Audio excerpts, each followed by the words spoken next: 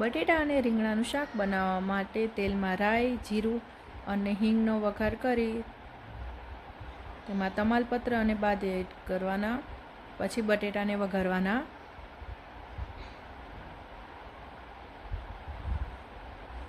પછી તેમાં લસણવાળી ચટણી એડ કરી અને થોડી વાર રહેવા દેવાનું, ઢક્કણ ઢાંકી દેવાનું. 5 મિનિટ પછી તેમાં રીંગણ એડ કરવાના. પછી તેમાં રીંગણા નાખ્યા પછી હલાવવાનું છે. પછી તેમાં હળદર, નમક, ધાણા જીરું અને લાલ મરચું નાખી અને થોડી વાર હલાવવાનું છે. પછી તેમાં ટમેટું એડ કરવાનું, લીમડા ને પાણી નાખી અને 3 વિસલ થવા દેવાની છે. પછી તેમાં ધાણા એડ કરી અને રીંગણા બટેટાનું શાક તૈયાર.